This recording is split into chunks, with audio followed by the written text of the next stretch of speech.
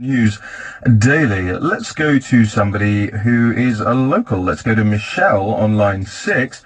I'd love to hear from you guys who were there last night or who live in the area. Michelle, good morning. Good morning. How are you? I'm very well. How are you? Pretty good. I've never actually talked to you before, but I just wanted to make a comment about it. I'm from Arizona. I've lived there for 35 years. I'm not actually down there right now. I'm actually about an hour from Boston, so I was able to be part of that nonsense that happened down there. I just wanted to tell people that this is not Phoenix. This is not the Phoenix people. I know how Phoenix people are. These people were obviously brought down there to ensue some kind of violence. You're talking about these Antifa, these masked protesters, all these guys. That's right. Yeah. That's right, because I know a bunch of the police officers that work down there. My dad was a police officer for many years.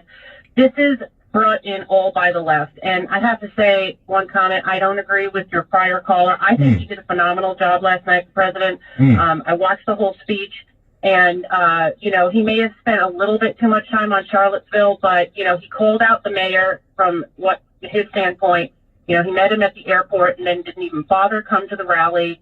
This proves beyond a shadow of a doubt to me that Charlottesville was all a setup. I mean, it just does, because I've lived there for 35 years. What do you mean when you say setup? You think they're busing people in? And it's pretty obvious.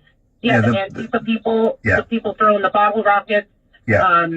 Thank God the Phoenix police were smart enough to go down there and do their job and actually not rally these people together. I think I'll get in trouble for this, Michelle, but one of the best videos that came out of yesterday and the footage captured yesterday was one of these Antifa guys taking a pepper ball to the groin. Did you see this? I did see that. I saw it this morning, and I don't listen to CNN. I got rid of cable a year ago. I really have to tell you that. I don't have anything to do with the cable news networks, and for some reason, I turned it on this morning. I wanted to see what it looked like on my phone, and I regretted every bit of it. John Lemon and everybody on CNN, they're disgusting. I've seen that. I saw that last night. I mean, it was absolutely outrageous. The things they were saying, they were unhinged. They were living on a different planet as far as I was concerned.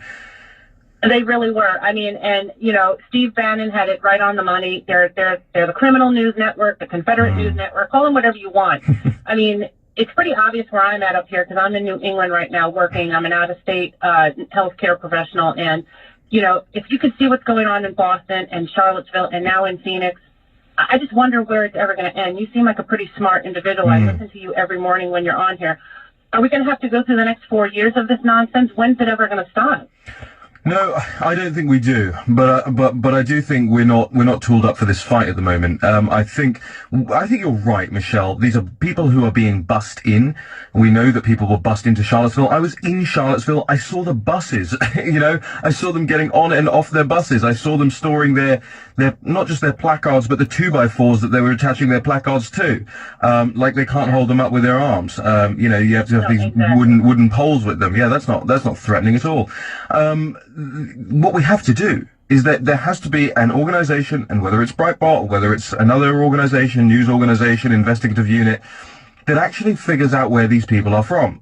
Somebody has to infiltrate these people. They have to get on these buses. There has to be hidden camera footage. They have to rumble these guys from the inside out, like James O'Keefe does, right? With the Project Veritas stuff. Get the footage. Right, exactly. And I can tell you there are some people down there. They're probably legitimate protesters. Arizona is butthurt for a lack of better words. They have a bunch of illegal immigrants who seem to think that it is okay to still cross that border. And I don't know if you've ever been to the border. The border is disgusting. It looks like a garbage dump. I've been down there. It's awful down there. Wow. I haven't been down there myself. I have been to Phoenix, and I have been to Prescott. Driven through Arizona a couple of times. What a great state. What a beautiful state. Just amazing. I always say to people, and people here in Washington D.C. and they scratch their heads. I say, if I could go and live anywhere for the rest of my life, it would be Prescott, Arizona, and they never understand it. It's just lovely. It's wonderful. You've got the old Whiskey Row there. It's where Barry Goldwater gave his speech in 1963, announcing his run for the presidency. Exactly. His history is beautiful. And I know that there are some. They call it the Valley of the Sun for a reason. And last night they brought nothing but darkness. And I'll let you go because I know you have other callers. But thank you so much. You do an awesome job, and I love Breitbart. Thank you, Michelle. Really appreciate your feedback here this morning.